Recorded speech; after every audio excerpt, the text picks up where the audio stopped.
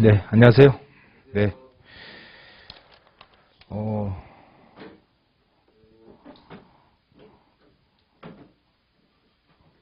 오랜만이시구나.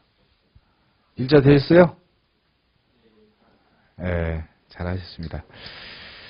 자, 제 소개를 뭐 간단히 하고요. 첫 시간이니까, 어, 저는 하동수라고 그러고요. 연락처는, 자, 8791-7469고요.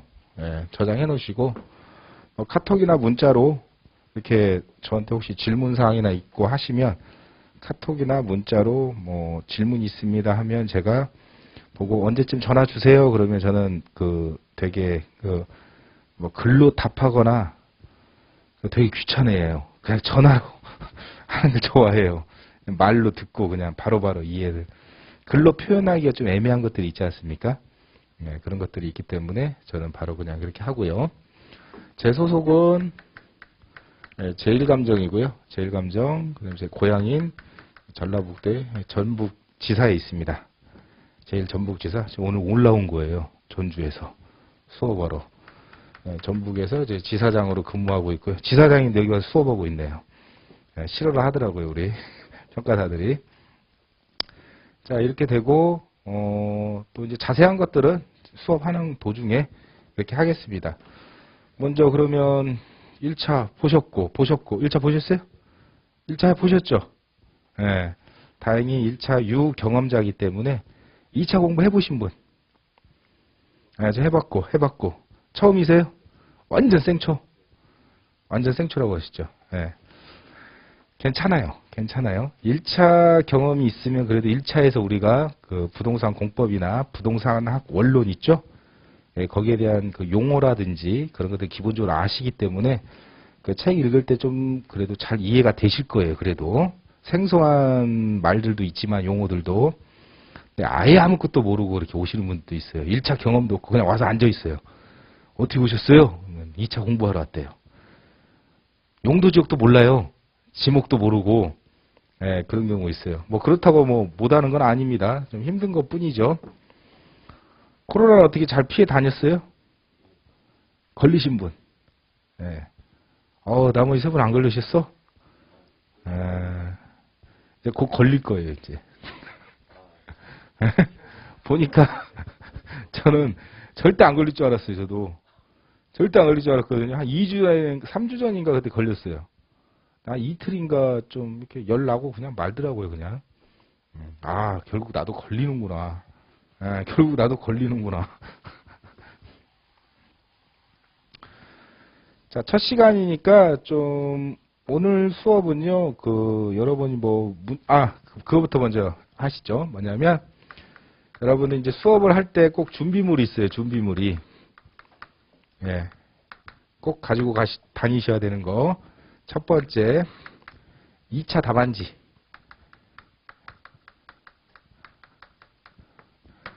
자, 2차 답안지 지금 저기 있죠? 지금 처음 보시는 분, 저 2차 답안지 저기 있어요. 꼭 2차 답안지를 갖다가 저 사셔가지고 저기다 자꾸 목차 잡고 이제 쓰시는 연습을 하셔야 돼요, 이제. 척하고 친해져야 돼요. 1차 때야 그냥 그냥 A4지나 연습장에다 이렇게 끄적끄적 그랬잖아요. 이제 그렇게 하시면 안 돼, 이제. 그렇게 하면 안 돼요. 2차는 전부 다 뭐예요? 서술이에요, 서술. 다 서술 쓰기 때문에 이론도 그렇고 실무도 그렇고 법규도 그렇고 2차 답안지 준비하시고 실무잖아요. 그죠? 반드시 가지고 다녀야 되는 게 계산기예요. 자, 계산기인데 쌀집은 안 돼요, 이제. 계산기 가져오셨어요, 혹시? 그럼 뭐 쓰세요? 있어요? 계산기 저기 있고. 계산기 있으세요? 깜빡하고. 저거 갖고 계신가요? 카시오?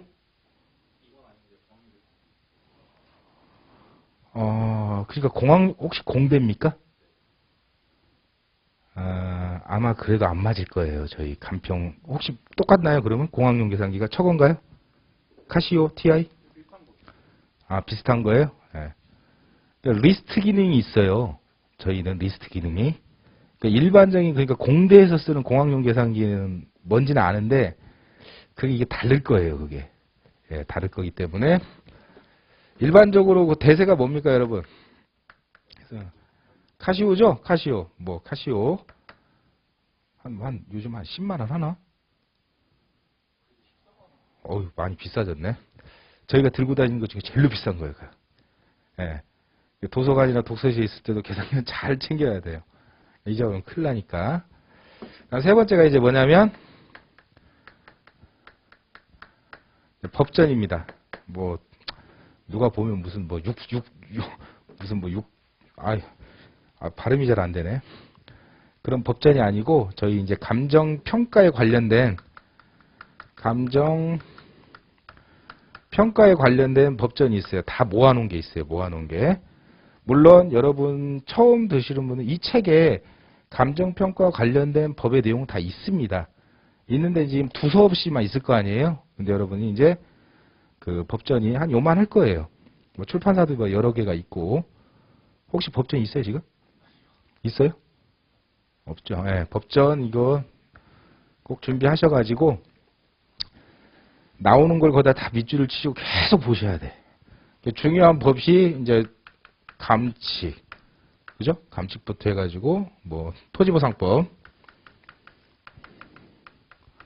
아마 기타 등등 여러분 이제 감칙이나 토지보상법이 이제 여러분이 주로 실무에서 보는 법이고 뭐 토지보상평가 지침도 있고 뭐 몇 개 더 있는데 그게 주로 보는 내용이고 이 감칙은 이론을 위해서 또 보는 거고요. 나머지 법들은 전부 다 뭐를 위한 거냐면 3교시 과목을 위해서 보는 거예요. 뭐 행정 뭡니까? 절차법, 행정소송법, 헌법. 그다 저희가 헌법 전문을 보는 게 아니고 보는 게 몇 개 있어요, 조문이. 헌법. 뭐 그런 거 기타 몇 개 그런 것들을 싹 모아놓은 게 이 법전이 있어요. 법전이. 가지고 법전을 가지고 계속 이렇게 회독월수를 늘려서 자기 걸로 만들어야 된다는 거. 자, 이것만 꼭 준비물 실무할 때는 꼭 이거 갖고 다니셔야 돼요. 앞으로 아시겠죠? 그래서 제가 계속 어떻게 보는 방법도 알려드릴 거예요. 자, 책을 한번 잠깐 볼까요, 여러분? 목차 한번 보실래요? 목차 컨텐츠 보시면 이 책은 지금 구성이 일반 평가와 한 장 또 넘겨주시면 이제 볼2에서 보상평가로 구분이 되어 있습니다. 이게 파트 1이고요. 여러분이 지금 수업하실 거는 지금 이거예요. 이 부분. 그 다음에 이게 이제 두 번째 파트고요. 두 번째 파트. 그럼 일반 평가하고 이제 보상 평가가 뭘로 구성이 되는지 일반 평가 한번 보실까요? 당연히 이제 감정 평가를 하기 위한 기초 단계를 알아야 되고, 그 다음에 3방식이라는 거. 자, 부동산학 원론인가요? 개론인가요? 학 원론인가? 1차 과목 이름이, 그죠? 학 원론이죠? 학 원론에서 그 감정 평가편 있지 않습니까? 예, 그때 그 용어는 좀 익숙하실 거예요. 그죠? 그 3방식으로 해서 비교 방식, 원가 방식, 수익 방식, 그다음에 기타 평가 방식, 그다음 투자 의사 결정, 이제 구체적으로 이제 이걸 기본적인 바탕으로 유형별 평가, 목적별 평가, 그다음에 가격 공시 관련 평가. 이렇게 해서 물론 여기에 포괄적으로 다 잡아놓긴 했지만 조금씩 빠져있는 디테일한 게 좀 있어요. 그런 것들은 이제 여러분이 공부하시면서 추가로 넣으시면 되는 거예요. 커다란 그런 건 없습니다. 그 다음에 이제 한 장 넘겨보시면 이제 보상평가라고 되어 있죠. 보상평가. 손실보상평가라고 되어 있죠. 손실보상. 여러분들도 우리가 이제 공익사업을 하지 않습니까? 공익사업을 할 때는 타인의 재산권을, 사인의 재산권을 강제로 뺏어버려야 돼요. 그러려면 적법하게 돈을 줘야겠죠. 그 보상금을 산정하는 방법이에요. 어떻게 보면 감정평가사의 존재 이유죠. 어떻게 보면 지금까지는 굉장히 막강한 힘을 갖고 있죠. 우리가 힘을 갖고 있는 게 아니고 우리가 내주는 가격에 결국 그분들의 운명이 달렸다. 좀 말이 좀 그렇지만 물론 이제 일반 평가도 있고요. 이제 목적별로 좀 보시면 뒤에서 이제 말씀드리는데 간단하게 그 다음에 보상평가에다가 여기다가 그 투 해가지고 제가 도정법을 여기다가 넣었어요. 도시정비법. 자, 이것도 마찬가지로 여러분 1차 과목에 들어가 있죠, 이제. 부동산학 관계 법규인가? 거기에 들어가 있나요? 그죠? 도정법. 이거 몇 문제 나옵니까? 한 3, 4문제 나옵니까? 4문제? 어떻게 이거 공부해요? 아니면 다 찍어버려요? 네. 공부하셨어요? 공부하셨었죠? 다 찍었어요. 건축법 찍고, 도정법 찍고, 또 뭐 찍어요? 그 2개를 찍어버려요, 그냥? 네. 네. 1차 때 이제 좀 하셨으면 이제 이것도 좀 익숙하실 텐데, 용어는. 도정법이 결국 여러분 아시다시피 재개발, 재건축 아닙니까? 재개발, 재건축. 이것도 공공성을 가지고 있는 사업이잖아요. 공공성. 그러니까 보상평가의 논리와 비슷하기 때문에 이걸 알고 이거를 여기다 넣기는 좀 애매해요. 왜냐하면 이 보상을 알아야 이거 할 수가 있어요. 그래서 교과 편제가 이렇게 돼 있다라는 거 이렇게 아시면 되고 차분하게 제가 그 편제를 갖다가 수험서 이 책에 편제를 해놨으니까 여기에 맞춰서 그대로 따라가시면서 계속 복습하시고 하면 됩니다. 그래서 기본서가 있고 그다음에 문제가 있어요. 문제편이. 그죠?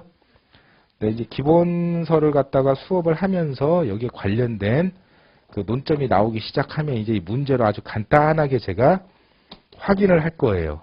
예, 그래서 집에 가서 복습하시면 되고 이게 정오표가 있습니다. 정오표를 또 드릴게요. 정오표를 좀 드리고 그리고 아마 시너지 입장에서 제가 아마 2주 정도 수업을 하면 제 후발로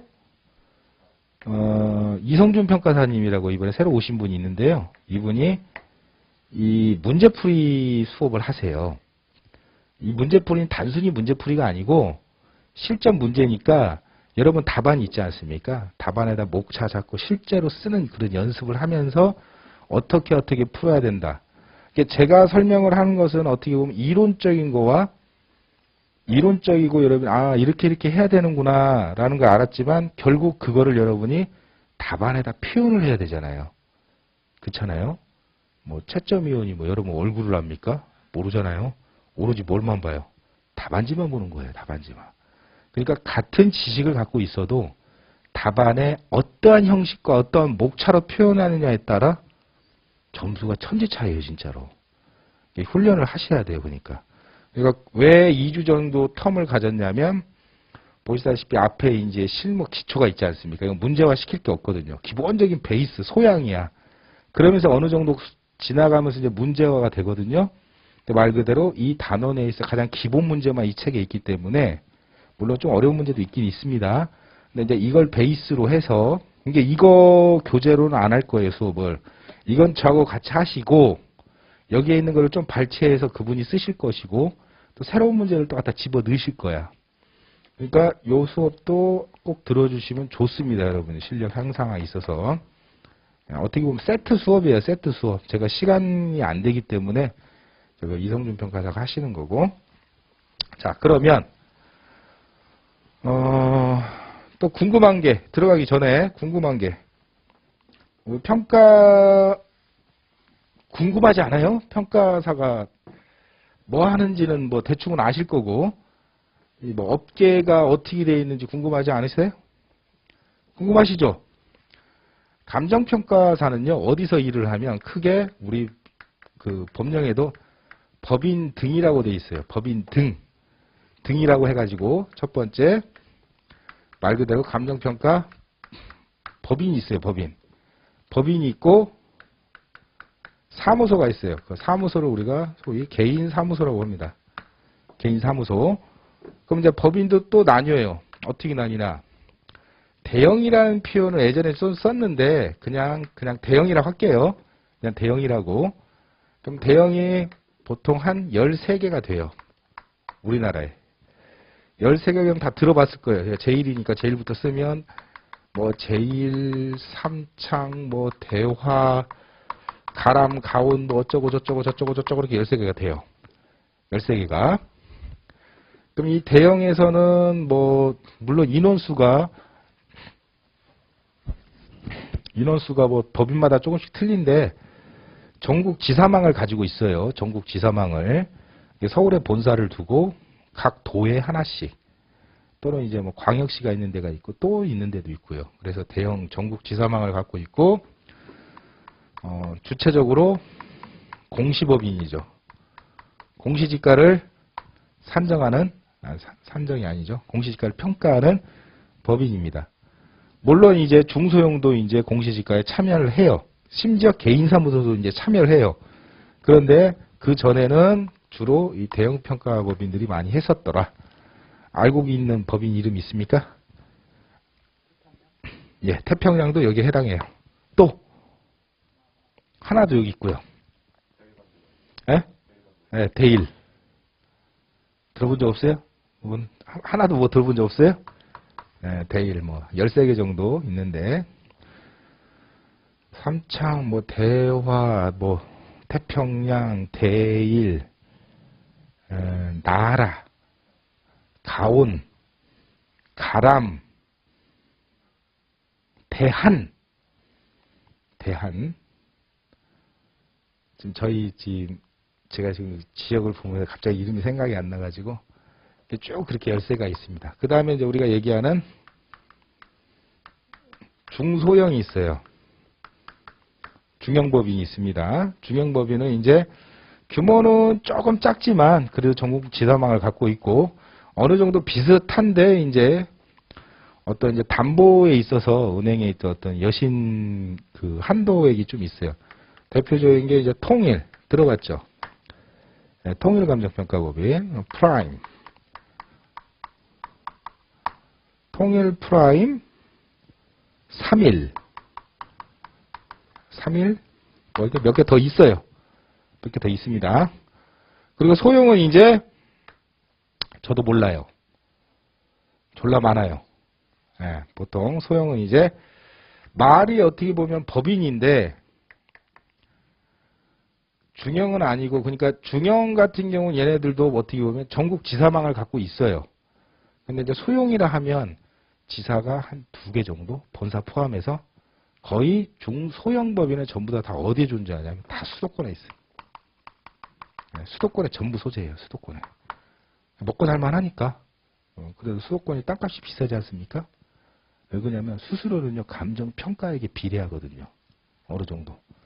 똑같은 한 필지를 평가를 해도 지방에서 평가하는 거하고 수도권 강남 땅 평가하는 거하고 금액이 틀려요. 짜증나죠. 그죠? 짜증나죠. 그 다음에 이제 개인사무소가 있습니다. 네, 개인사무소는 뭐냐면 이제 이런 법인 생활이 나하고 안 맞는다 하거나 이제 정년이 되시거나 나이가 좀 어느 정도 차셔서 이제 법인에서 후배들을 위해서 이제 물러날 때가 됐다. 또는 아니면 훌륭한 능력은 갖고 계시지만 이제 다른 직업을 병행하기 위해서 우리는 자격사잖아요. 전문. 그러니까 겸업이 가능해요. 1차에서 배웠죠. 뭐만 안 돼요? 토지 매매업. 매매업은 안 돼요. 그것만 빼놓고는 보세요. 저 뭡니까? 저 법인에서 평가하고도 지금 여기 와서 지금 이거 오고 있잖아요.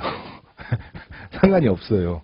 그래서 개인사무소들은 근데 개인사무소는 주로 뭘 위주로 하냐면 일단 국가에서 그냥 기본적으로 경매를 줍니다. 그래서 혹자는 이런 말을 하죠. 평가사는 유일하게 우리나라 자격사 중에 국가에서 기본빵은 보장해주는 직업이다라는 게 이런 말이에요. 왜냐하면 이 국민경제, 국토잖아요. 국토, 땅덩어리잖아요. 국가 경제의 기반 아닙니까?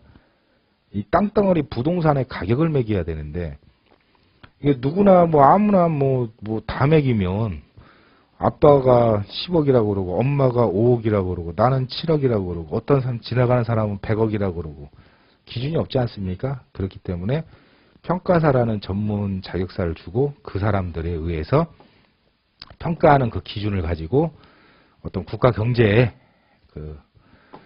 돌아가는 시스템이기 때문에 누구보다도 그 준법 정신이나 책임감이나 그 직업윤리에 대해서 굉장히 강조하고 있어요. 저희들이 만약에 그 룰을 어겨버리면 누가 봐도 10억인데 저거 100억이라고 해봐요. 큰일 나는 거 아닙니까? 그죠? 그렇기 때문에 인원도 그래서 굉장히 제한적으로 뽑고요. 지금 다른 타 자격사들은 많이 뽑잖아요. 변호사 한 1000명 뽑나요, 지금? 회계사도 한 그 정도